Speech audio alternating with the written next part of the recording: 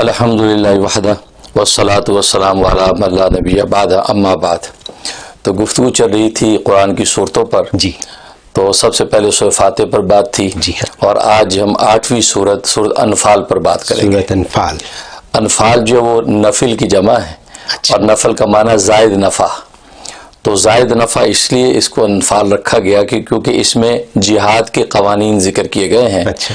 اور جہاد کے نتیجے میں جو مال غنیمت ملتا ہے تو وہ ہے کہ ایک زائد بینیفٹ ہے جو مجاہدین میں تقسیم ہوتا ہے. جی. ایک تو جہاد میں فتح اپنی جگہ پر وہ ایک بہت بڑا بینیفٹ، لیکن اس پہ جو کچھ ملا آپ کو وہ آپ کے حصے میں آئے گا، تو ایک زائد نفع ملا، اس لیے اس کا نام سورۃ انفال رکھا گیا. اچھا، جیسے نوافل پڑھنے سے زائد نفع ہوتا ہے، فرائض سے زائد ایک چیز آپ پیش کر رہے ہیں اللہ کے دربار میں، اس کو نفل کہتے ہیں. جی. اور یہ 75 آیات پر مشتمل مدنی صورت ہے. مدنی صورت. ہاں، یہ سرکار مدینہ سرکار دو عالم صلی اللہ علیہ وسلم کی مدینہ ہجرت کے بعد نازل ہوئی ہے. اس لیے مدنی صورت ہے. اور جیسے میں نے بتایا کہ قرآن کریم پورا ایک مرتب مضمون ہے. سب سے پہلے سورہ فاتحہ کے اندر اللہ سے ہدایت مانگنے کا طریقہ تھا، اور اللہ نے پھر ہدایت عطا کرنے کا طریقہ بتا دیا تھا کہ ہدایت والوں کے ساتھ جڑ جاؤ. جی. جو ہدایت یافتہ ان کا دامن پکڑ لو تو میں ہدایت ملے گی. اب جب ان کا دامن پکڑا تو ظاہر ہے کہ جب تک انسان اپنی حیوانیت سے نہیں نکلے گا، بہیمیت سے نہیں نکلے گا، اس وقت تک ہدایت کی منزلیں طے نہیں کر سکتا. تو سورہ بقرہ میں بہیمیت سے نکال کر انسانیت کے مقام پر فائز کیا تھا. پھر انسانیت کے مقام پر جب فائز ہوا تو سورۃ آل عمران میں انسان کے اندر نفس ہے تو نفسانیت سے نکال کر ربانیت کی طرف جو عروج کر گیا انسان. تو جب ربانیت پر پہنچا تو اب یہ ہے کہ انسان کی جو ہے اندر کا تزکیہ ہو گیا ہے.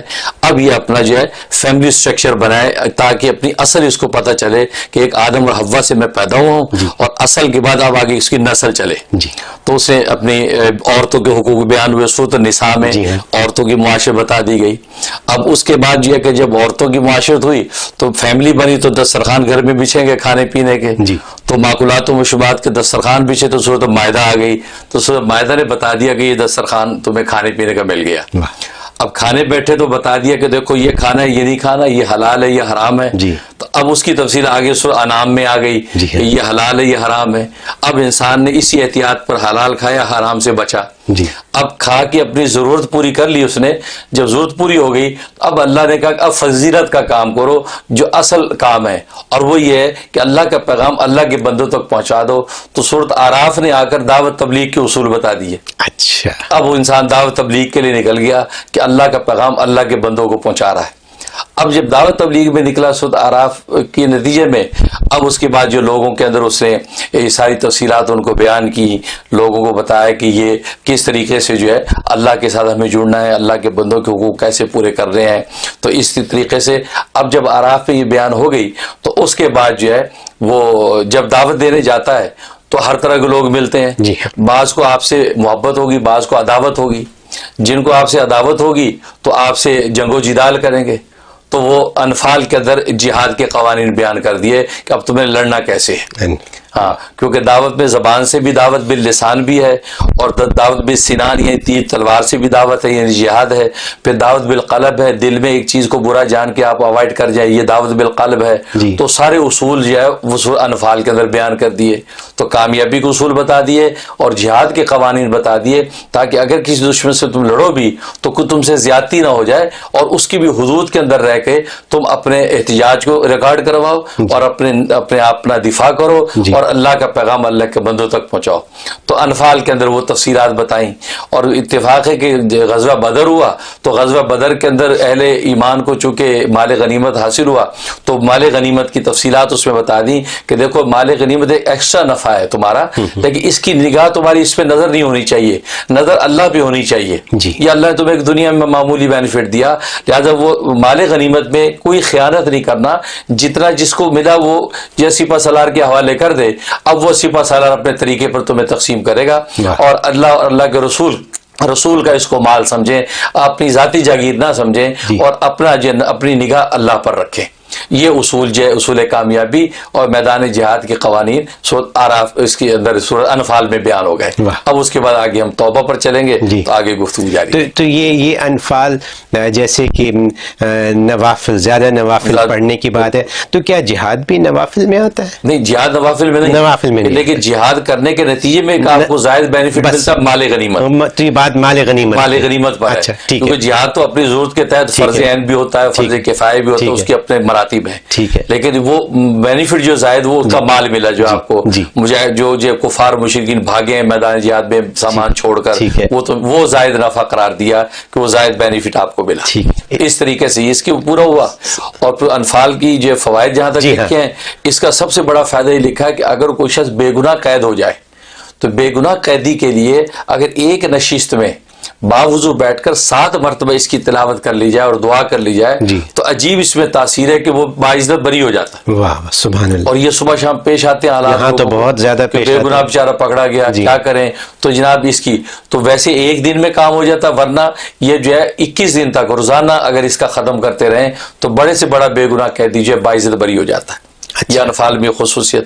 اور دوسرا یہ ہے کہ جو روزانہ اس کی تلاوت کرتا رہے اس کو اللہ غیب سے رزق دیتا رہے گا، اس کی مدد ہوتی رہے گی، کبھی وہ بے روزگار نہیں ہوگا. اور آج ہر آدمی کو بے روزگاری کا خطرہ رہتا ہے. اگر جاب لگی ہوئی ہے تو اندیشہ رہتا ہے ختم نہ ہو جائے، تو اس انفال کی تلاوت کرتا رہے جاب نہیں جائے گی. یہ سوال تو ہر وقت آتے ہیں. ہر وقت آتا ہے. ابھی آپ نے یہ فرمایا کہ ان لوگوں کے لیے پڑھا جائے جو کہ بے گناہ قید میں ہوں. بالکل. یعنی جو گناہ کے بعد قید میں ہوں تو ان کے لیے اتنی کارآمد نہیں. اس میں اگر پڑھیں گے تو ان کے لیے اللہ نرمی کے حالات پیدا کر دیں گے، لیکن ان کو اپنے گناہ کی توبہ ندامت وہ تو ظاہر ایسے موقع میں انسان کو ہونے لگتی ہے. تو ان کے لیے بھی اگر آپ پڑھیں گے، اچھا سوال کیا آپ نے کہ ان کے لیے بھی اگر پڑھیں گے تو اللہ ان کے گناہ کو بھی معاف کر دیں گے، سزا آسان ہو جائے، سزا آسان ہو جائے. اور ہو سکتا ہے کسی ایسی خاص موقع پہ چھوٹی جائے جیسے ہوتے ہیں نا کہ بادشاہ وقت کو اجازت ہے کہ آج 100 قیدی رہا کر دے تو اس بینیفٹ کے تحت آزادی کر دے. ایسے واقعات ہوتے ہیں. یہ اس کا نفع. اور ایک نفع اس کا یہ ہے کہ جس دشمن سے اگر کسی سے تمہیں ڈر ہے، معلوم نامعلوم دشمن کوئی آپ زبان سے تکلیف پہنچائے گا یا ہاتھ سے پہنچائے گا، ایسا خوف رہے تو سورۃ انفال کی تلاوت ان دشمنوں کی نیت سے اگر کر لیں گے تو کسی دشمن کو یہ مجال نہیں ہوگی کہ وہ آپ پر ہاتھ ڈالے. اللہ غیب سے آپ کی حفاظت کا حصار بنا دیتے ہیں، یعنی یہ حصار بن جائے گا، حصار بن جاتا ہے.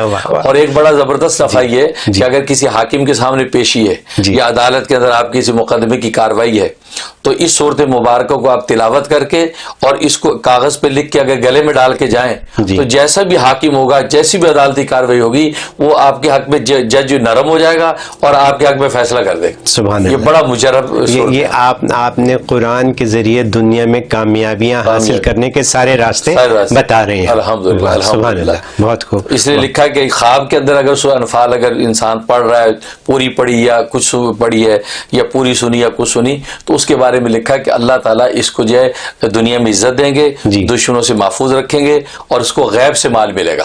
اچھا. اللہ جیسے مال غنیمت بھی ایک ایکسٹرا بینیفٹ ہے تو اس کو بھی غیب سے اللہ تعالیٰ مال و دولت عطا کریں گے. اور ایک اور زبردست بات لکھی ہے کہ اگر سورۃ انفال جسے خواب کی پڑھی یا سنی تو کل روز قیامت پہ سرکار دو عالم صلی اللہ علیہ وسلم کی شفاعت اس کو نصیب ہوگی. نبی پاک شفاعت کریں گے اسی بخش. واہ واہ سبحان اللہ. تو یہ اس کا خواب میں تعبیر بہت قیمتی صورت ہے اور اس کو پڑھنا چاہیے. تو آپ یہ فرما رہے ہیں کہ روزانہ پڑھی جائے؟ روزانہ بالکل، روزانہ ایک مرتبہ تلاوت کر لیں تو بینیفٹ جو ہے وہ مانگتے رہیں. اللہ غیب سے مدد کریں. اللہ غیب سے مدد کریں گے. پیارے ناظرین، ایک بات آپ ذہن نشین کر لیں کہ جب بھی آپ کوئی وظیفہ کریں، کوئی بھی عمل کریں تو اس سے مکمل یقین اور بھروسے کے ساتھ کیا کرو. جب بھی آپ کوئی وظیفہ، کوئی بھی عمل مکمل یقین اور بھروسے کے ساتھ کریں گے تو انشاءاللہ آپ کو بھرپور فوائد اللہ کے فضل و کرم کے ساتھ حاصل ہوں گے. جزاک اللہ. پیارے ناظرین، اگر سورتوں کی نمبرنگ کے لحاظ سے دیکھا جائے تو جس سورہ مبارکہ کو پڑھنے کے خاص فوائد ہم آپ کی خدمت میں پیش کرنے جا رہے ہیں، یہ سورہ مبارکہ 8 نمبر کی سورہ ہے اور قرآن مجید فرقان حمید کے 9ویں پارے کے اندر ہے اور وہ سورہ ہے سورہ الانفال. معزز سامعین، اگر کوئی قید ہو گیا ہو، اس کا جرم نہ ہو، قید ہو گیا ہو، یعنی بے جرم قیدی اگر اس بابرکت سورہ مبارکہ کی تلاوت کرے، وہ اللہ کے فضل و کرم سے رہا ہو جائے گا. اس بابرکت سورہ مبارکہ کو پڑھنے والا ہمیشہ کامیاب رہے گا، دشمن پر ہیبت داری ہوگی۔ اگر کسی شخص کو کسی ظالم حاکم یا عدالت میں جانا پڑے اور وہ پریشان ہو تو اس بابرکت سورہ مبارکہ کو لکھے اور موم جامع کر کے گلے میں ڈالے یا دائیں بازو پر باندھ دے، انشاءاللہ حاکم اس کے ساتھ نرمی سے پیش آئے گا۔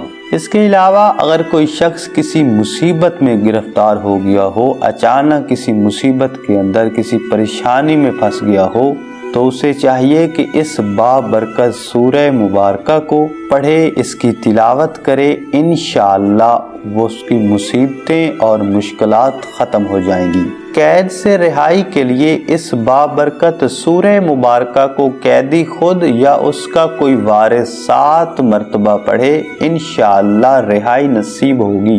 معزز سامعین، جو اس بابرکت سورہ مبارکہ کو پڑھنے کا اپنی زندگی کے اندر معمول بنا لے گا، وہ قیامت کے روز نبی اکرم صلی اللہ علیہ وآلہ وسلم کی شفاعت سے فیض یاب ہوگا اللہ کے فضل و کرم کے ساتھ۔ اس کے علاوہ اس بابرکت سورہ مبارکہ کا نقش بنا کر اپنے پاس رکھنا بہت ساری مشکلات کے لیے اکسیر ہے۔ تو دوستو، ہم دعا کرتے ہیں کہ اللہ تبارک و تعالی ہمیں اور آپ کو پورے کا پورا قرآن مجید پڑھنے اور اس پر عمل کرنے کی توفیق عطا کرے۔